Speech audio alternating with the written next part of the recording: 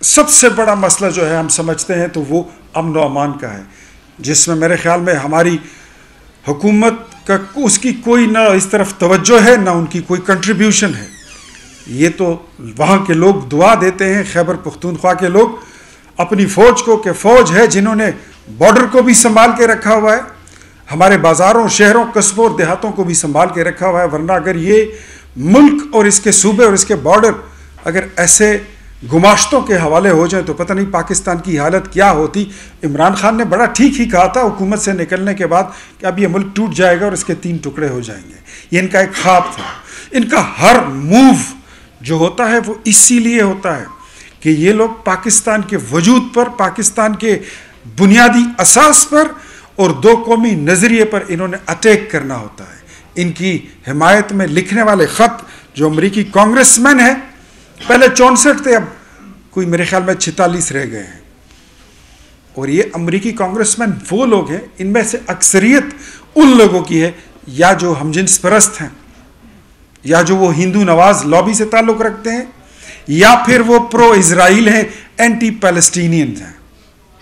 इन्होंने कभी फ़लस्तीन के मुतालिक आवाज़ नहीं उठाई, ये कभी कश्मीर के मुतालिक आवाज़ नहीं उठाएंगे। और मैं इमरान खान की पार्टी से भी पूछना चाहता हूँ कि जितने पैसे आपने लॉबिंग फर्म्स पर लुटाए हैं, खैबर पख्तूनख्वा के सरकारी ख़जाने के वसाइल आपने लुटाए हैं, इन्हीं ये पैसे अगर आप लगाते कि लॉबिंग फर्म हायर करते तो आपने तो वोट लिए थे आफिया सिद्दीकी की रिहाई के लिए, तो शायद उसकी रिहाई भी हो जाती। लेकिन जब आप हुकूमत में होते हैं तो आपका मिजाज कुछ और होता है, जब आप अपोजिशन में होते हैं आपका मिजाज कुछ और होता है। रात को भी मैं एक बात बता रहा था टीवी पे बैठकर कि हर इंसान में 2 एनर्जीज होती हैं, एक नेगेटिव और एक पॉजिटिव। बानी पीटीआई का जो पॉजिटिव एनर्जी का खाना है वो बिल्कुल खाली है, इसमें सारी नेगेटिव एनर्जी है। और नेगेटिव एनर्जी ये अपनी कौम और अपने मुल्क और अपनी फौज के खिलाफ इस्तेमाल करते हैं। और मुझे बदकिस्मती है, ये हमारी बदकिस्मती है कि पंजाब की जान खलासी तो हो गई है, सिंध में ये वबा ख़त्म हो चुकी, बलूचिस्तान में है नहीं, एक खैबर पख्तूनख्वा रह गया है। हमारे खैबर पख्तूनख्वा के लोग यकीनन वो बेवकूफ़ नहीं है, लेकिन इमरान खान उनको बेवकूफ़ बनाने में तीसरी बार कामयाब हुआ है। हम उनसे भी अपील करेंगे कि ये जो 24 नवंबर की कॉल है, ये रियासत पर हमले की कॉल है, और इस कॉल से हमारे लोग जितने अलग थलग हो सकते हैं तो ज़्यादा बेहतर होगा। जब आएगी आपको पिस्तौल थमाया जाएगा, आपको पेट्रोल बम दिए जाएंगे, आपको बोला जाएगा कि पीटीवी पर हमला कर दें, आपको बोला जाएगा कि पार्लियामेंट हाउस पर घुस जाएं, आपको टारगेट दिया जाएगा कि आप रियासती इदारों पर और 9 मई की रिपीटेशन करें और हमला आवर हो जाएं, तो फिर रियासत वहाँ पर रिएक्ट करेगी। तो उसमें नुकसान किसका होगा? फिर हमारे पश्तून भाइयों का होगा। और फिर हमारे पश्तून फिर यही कहते हैं कि जमालो या गुनादाद च पश्तूनिया। तो अच्छा है कि वो इन चीज़ों से और ऐसी शरारतों और साजिशों से वो होशियार रहे, तो ये ज़्यादा बेहतर होगा।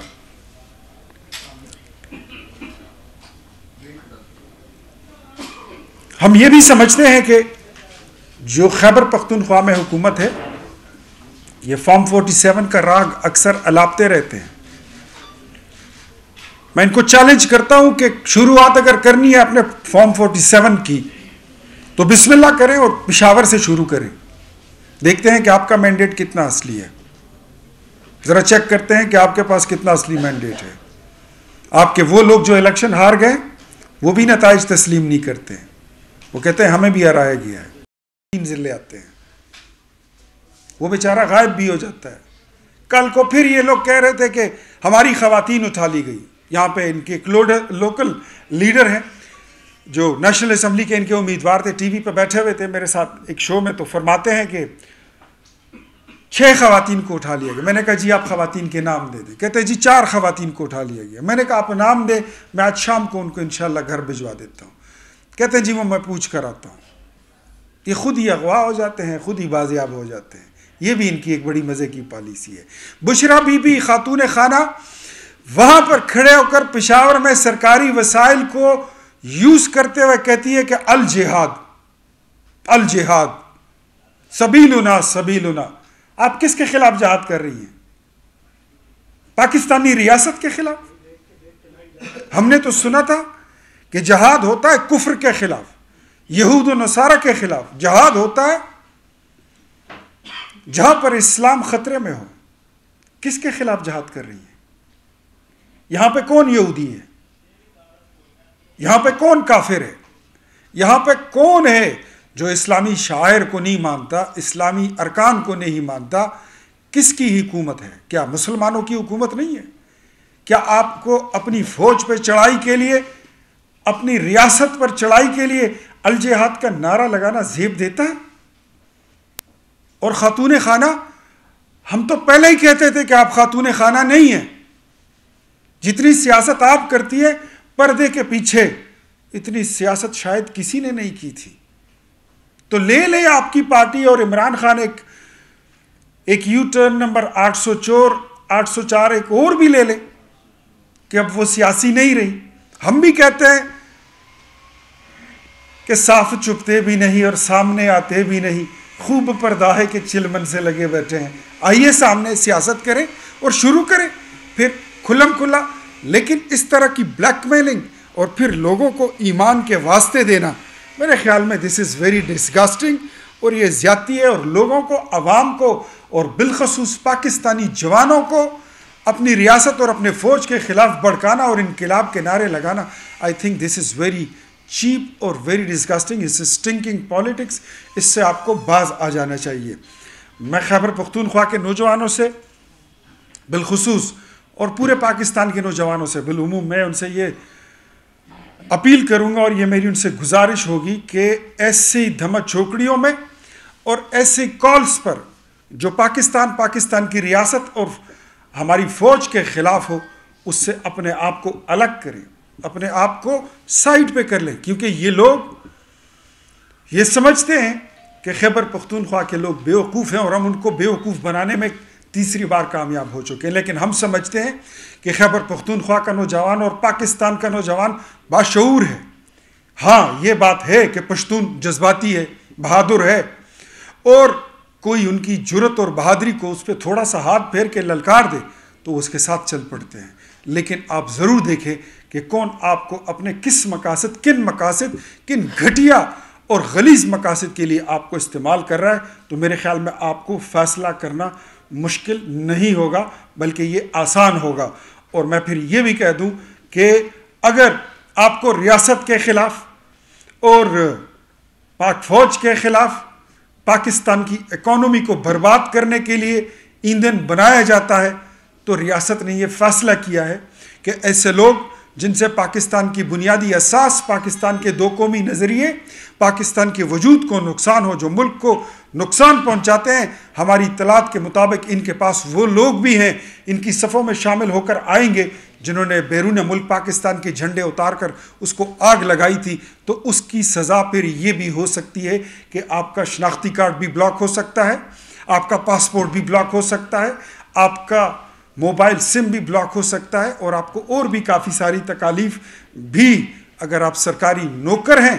मैं बिलखसूस उन मुलाजिमीन जो TMAS के लोग हैं, जिनको इस 24 नवंबर के कॉल के लिए इस्तेमाल किया जा रहा है ईंधन के लिए, वो मुलाजिमीन जो सरकारी असातिज़ा हैं, जिनको ब्लैकमेल किया जा रहा है कि आप हमारी तहरीक में शामिल हो जाएं, अदरवाइज़ आपको अपनी नौकरी से हाथ धोने पड़ेंगे। तो उनको मैं ये कह दूं कि ये आपके साथ जो भी कर रहे हैं, लेकिन सरकारी मुलाजिमीन कोई भी हों, उन्होंने अगर इस कॉल में और इस एहतजाज में शिरकत की तो उनको अपनी नौकरी से वाकई में हाथ धोना पड़ सकता है। और हुकूमत पाकिस्तान, रियासत पाकिस्तान इस वक्त बिल्कुल भी ना मजाक के मूड में है और ना ही बिल्कुल गपशप के मूड में है। The things are very serious, और मजाक जितना हो सकता था वो हो चुका है, और अब जो है तो हमने एक साइड पे चलना है। और आखिर में एक बात तमाम PTI के लिए,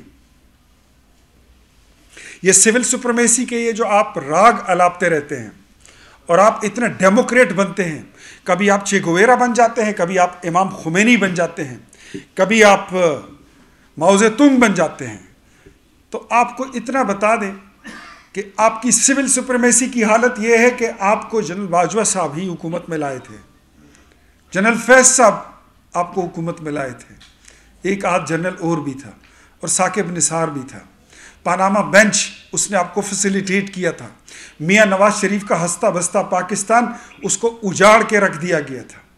आप सब साफ़ी दोस्त मेरे गवाह हैं कि जब हमने पीडीएम की हुकूमत संभाली तो उस वक़्त पाकिस्तान डिफ़ॉल्ट पे पहुंच चुका था और मुल्क के 3 टुकड़े होने की बातें हो रही थी। और आप लोग ही हमें कहते थे यहाँ पर प्रेस क्लब में, टीवीज़ पर और हर प्रेस कॉन्फ्रेंस में कि आप बहुत बड़ा नुकसान उठाएंगे। जी, हमने अपने पॉलिटिकल स्टेक्स दाव पे लगा दिए, हमने अपना सियासी नुकसान कर लिया, but we are proud to say, हमें इस बात पे फ़ख्र है कि हमने पाकिस्तान को बचा लिया है, हमने पाकिस्तान के वजूद को बचा लिया।